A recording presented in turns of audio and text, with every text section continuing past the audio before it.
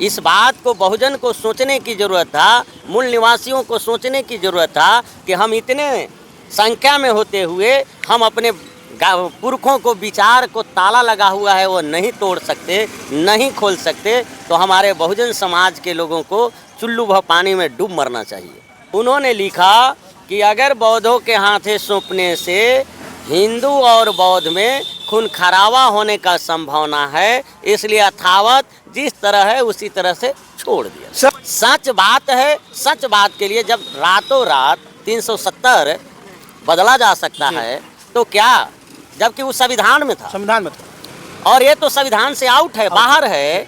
जब बाबा साहब ने संविधान बनाए और देने के बाद उस आर्टिकल 13 में कहा कि आज दिनांक 26 जनवरी 1950 के पूर्व जितने भी कमेटी नियमावली या कुछ भी ट्रस्ट बनाया हुआ है उसका निरस्त कर शून्य समान वैल्यू दिया जाता है। नमस्कार दोस्तों, हम पहुंचे हुए हैं महाबोधि बोधगया में, जहां पर बौद्ध भंते के द्वारा अनिश्चितकालीन धरना प्रदर्शन किया जा रहा है।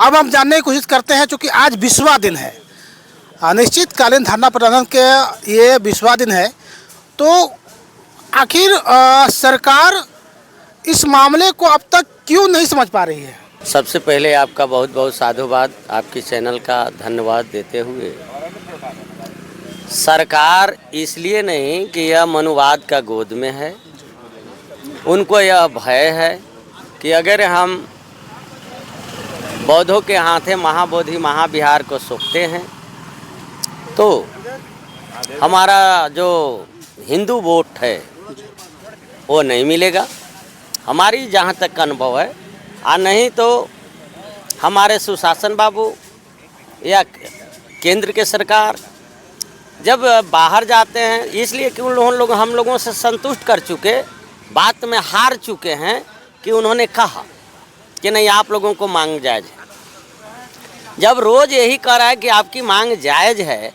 तो फिर देने में क्या है? तो देने में तो यही लग रहा है कि अब उनका यही भय सता रहा है।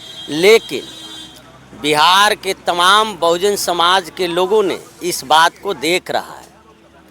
अगर सुशासन बाबू, बिहार सरकार नहीं सुनी तो तुरंत आने वाला जो इलेक्शन है या जहाँ जहाँ जा रहे हैं उनका तिरस्कार हो रहा है।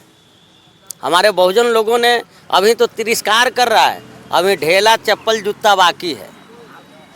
नहीं तो हम यही चाहेंगे कि वह अपने ताज को बचाने के लिए, अपनी सरकार को बचाने के लिए बहुजनों को दुख दर्द को सुन ले। सर, एक तरफ कहावत भी है कि बिहार में सुशासन की सरकार है, तो कहीं सरकार को डर नहीं है सर कि चूँकि एक बार बौद्धमय था, पूरे भारत को अगर विश्व गुरु कोई मानता है तो विश्व गुरु न मोदी जी की वजह से कोई मानता है, न हिंदू राष्ट्र की वजह से कोई मानता है। विश्व गुरु का एक ही रूपरेखा है, महात्मा गौतम बुद्ध। तो क्या फिर भी सरकार को अब डर हो गया है क्या कि अब धरना स्टार्ट हो गया है तो कहीं बौद्धमय की तरफ यहाँ से शुरुआत ना हो जाए? यही डर है, इसलिए कि देश को संविधान अब मोदी जी नहीं चला रहे हैं जी। देश को तो आरएसएस चला रहा है जी। जो शंकराचार्य लोग जो हैं, 4 बड़े बड़े वो लोग चला रहे हैं। इसलिए यही उन लोगों को डर है कि अगर 1949 एक्ट खारिज होगा तो यहाँ बुद्धमय भारत हो जाएगा। अब बुद्धमय भारत हो जाएगा तो हमारी ढोंग पाखंड और जो स्वर्ग नर्क का जो दुकान है वह बंद हो जाएगा। और जब बंद हो जाएगा तो वो तो निकम्मे हैं, वो तो कभी मेहनत करके खाते नहीं, झूठ फरेब ठग लूट के खाने वाले को फिर मंगोलिया जाना पड़ेगा। इसलिए वह चाह रहे हैं कि किसी तरह से हमारी व्यवस्था यहाँ कायम रहे, यहाँ के लोग अंधे बन के रहे, स्वर्ग नर्क भाग ईश्वर भगवान भूत में डरे रहें, हमारी दुकान चलते रहेंगे। सर, ये 1949 एक्ट क्या है सर? देखिए, जब 1891 में या अनागारिक धर्मपाल जब यहाँ आए तो यहाँ पहले वो रिसर्च किया, रिसर्च कर 21 साल के उम्र में आए। आज लोग 21 साल के उम्र में अपने बीवी बच्चों के साथ रहते हैं, और वह वहाँ श्रीलंका से यहाँ आए, और आने के बाद में यहाँ 10-11 साल उन्होंने सब चीज़ को ढूंढा समझा। उसके बाद में जब सच्चाई को जाना तो वो आंदोलन छेड़ा, कि भाई यहाँ हमारे तथागत महामानव गौतम बुद्ध का विहार है। जब वो आंदोलन छेड़ा, उसी समय अंग्रेज भगाओ आंदोलन देश में छिड़ा हुआ था।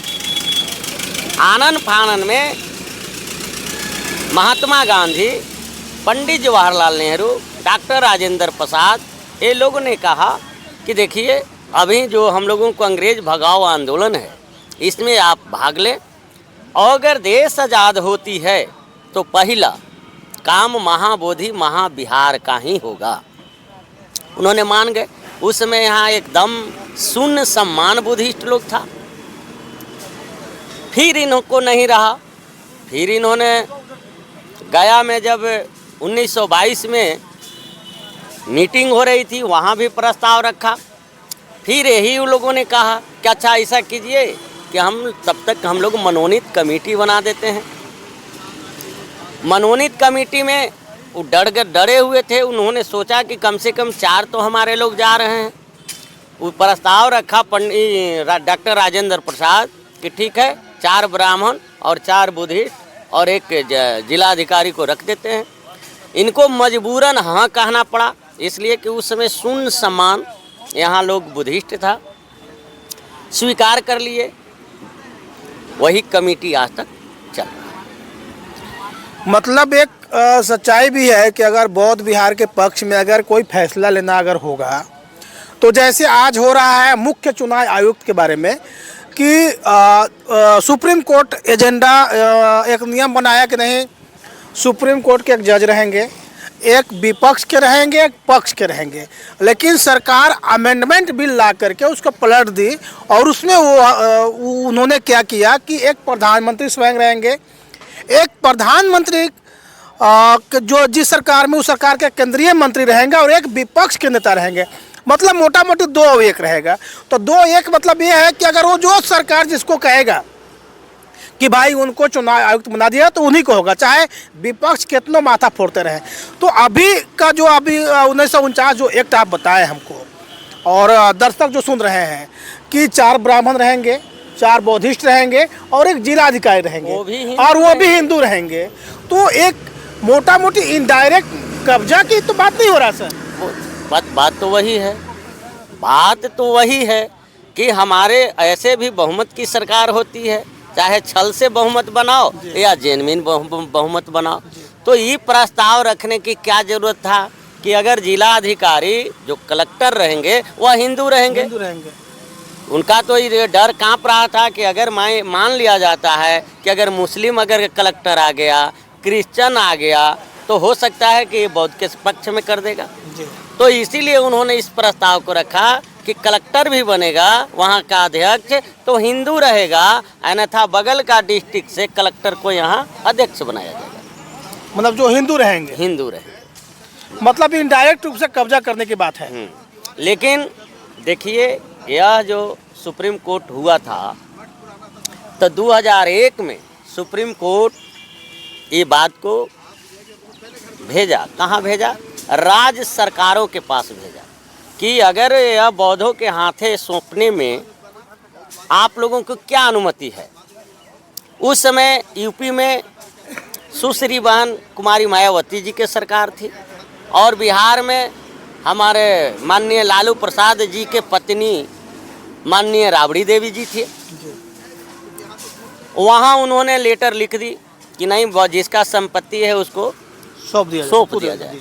तो आज यूपी में जहाँ कहीं भी है वह बौद्धों का कब्जा में है।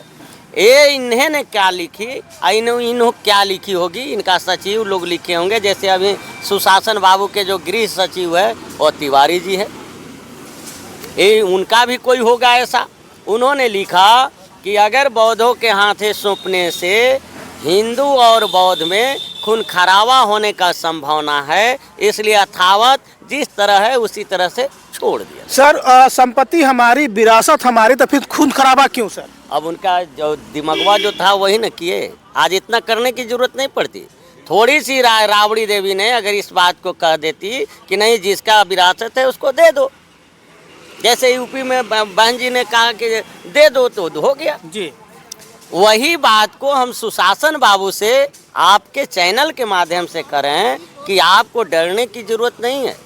सच बात है, सच बात के लिए जब रातों रात 370 बदला जा सकता है तो क्या, जबकि वो संविधान में था, संविधान में था। और ये तो संविधान से आउट है, बाहर है।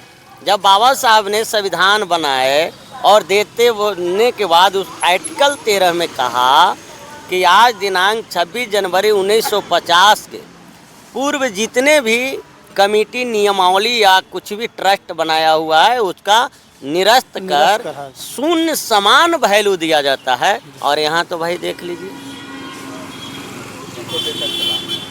ये तो देहात वाली कहावत है कि जिसकी लठ उसकी भैंस। आज तो ये हमारे लोग, जबकि इस बात को बहुजन को सोचने की ज़रूरत था, मूल निवासियों को सोचने की ज़रूरत था कि हम इतने संख्या में होते हुए हम अपने पुरखों को विचार को ताला लगा हुआ है वो नहीं तोड़ सकते, नहीं खोल सकते, तो हमारे बहुजन समाज के लोगों को चुल्लू भर पानी में डूब मरना चाहिए। सर राम मंदिर हिंदुओं का, बालाजी कृष्ण मंदिर सब हिंदुओं का, तो ये बौद्ध को, जो बौद्ध मंदिर है उसको तो नियम से छोड़ना चाहिए सर। क्या उनको भी डर लग रहा है क्या कि अगर बोध गया, बौद्ध विहार अगर बौद्ध भिक्षुओं के अगर हाथ में चला गया तो पूरा देश के लोग जागना स्टार्ट हो जाएंगे? अगर ईमानदारी से पुरातत्व विभाग जी अगर ढूंढे तो जहां भारत का जितने मंदिर हैं वह बुद्ध का है। सर राजेंद्र प्रसाद सिंह जो पुरातत्व विभाग में हैं वो सर्वेक्षण भी करते हैं, एज आप उनको बोल सकते हैं कि जो भी चीज़ बोलते हैं एविडेंस के साथ बोलते हैं, उनका ये मानना है कि हाँ है, लेकिन लोग मानता नहीं है सर। तो ये तो अब वही ना बताया कि जिसकी लठ हो उसकी भैंस। अब हमारे बहुजन समाज के लोगों को यह करना पड़ेगा कि जी चाहे वह केंद्र हो या राज हो, सभी लोगों को वोट के माध्यम से उन लोगों को सबक सिखाने की ज़रूरत है।